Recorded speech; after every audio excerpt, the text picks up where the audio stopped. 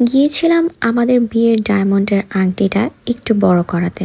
যাওয়ার পর পছন্দ হয়ে গেল ২৭ লাখ টাকার জিনিস। বাসা থেকে নিজেকে অনেক বুঝাতে বের হচ্ছিলাম যে যাচ্ছি শুধুমাত্র আংটিটা বড় করেই আনবো, আর এখানে যত টাকা লাগে এতটুকুই খরচ করব। বুঝাতে সারা রাস্তা গিয়ে শেষে ব্যাংক ব্যালেন্স খালি করে চলে আসলাম। ও আরেকটা মজার কথা তো বলাই হয় নাই, নিজের চুক্তিগুলো ঐক্যবদ্ধ রাখার জন্য আমি কিন্তু একটা টাকা নিয়েও বের হই নাই, কিন্তু বাসায় আসতে আসতে সব ব্যাংক ব্যালেন্স শেষ। নিজে তো নিলাম, জামাইকেও বারবার বলছিলাম যে নাও, এখান থেকে নাও, তোমার কোনটা ভালো লাগে, কোন আংটি ভালো লাগে, নাও, আমি তোমাকে গিফট করব। যাদের ডায়মন্ড এবং গোল্ডের শখ, তারা যদি কোটি টাকা নিয়েও বের হয় শেষ হয়ে যাবে, 5 মিনিটও লাগবে না শেষ হতে।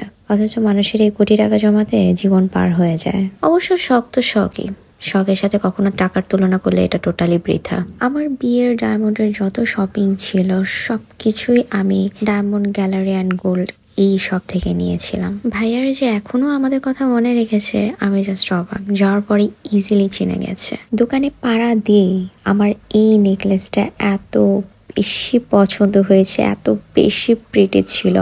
আর এই নাকফুলটা, এই ডায়মন্ড নিয়ে মাঝখানে অনেক বেশি কন্ট্রোভার্সির সৃষ্টি হয়েছিল যে ডায়মন্ড না দিয়ে কাজ দেওয়া হচ্ছে। আসলে তাদের এটা কাজ নাকি ডায়মন্ড, সেটার কিন্তু সব ডিটেলস তাদের শপে গেলেই আপনারা জানতে পারবেন। আর আমার মনে হয় যে আপনারা ডায়মন্ডের যত শপ দেখবেন একটু রিজনেবল হলেও এই শপটায় আপনারা পেয়ে যাবেন। আমি আজ পর্যন্ত বিয়ের পর থেকে যত নাকফুল কিনেছি, ট্রাস্ট মি, সব এই শপ থেকে নেওয়া। এবার ঘুরে ঘুরে তাদের সব কালেকশন গুলো দেখছিলাম, আর এত বেশি নতুন নতুন ডিজাইন এসেছে যে সব কিছুই ভালো লাগছিল। আর আংটি কেনার প্রতি তো আমার সবসময় একটা দুর্বলতা কাজ করে, আর তার উপর এত নতুন নতুন ডিজাইন দেখে আমার রীতিমতো মাথা ঘোরাচ্ছিল। এখন আসি আসল কথায়, আমার জামাই আমাকে এত টাকার শপিং করতে দিতে কিভাবে সে রাজি হলো, তার কাহিনীটা একটু বলি। আমি ঘর থেকে বের হয়েছিলাম আমার কিছু ডায়মন্ডের জিনিস নিয়ে, এগুলোর যা যা প্রবলেম সেগুলো ঠিক করাতে। আস্তে আস্তে আমার হাজব্যান্ড আবার শখের একটা নোজপিন হারিয়ে ফেলছে। এই নোজপিন হারিয়েই আমি দোকানে ঢোকার পর যা বলছিলাম নিব, সে রাজি হয়ে যাচ্ছিল। আর মেয়েরা কিরকম সুযোগ কখনো হাতছাড়া করে? আমি তো একদমই করি না।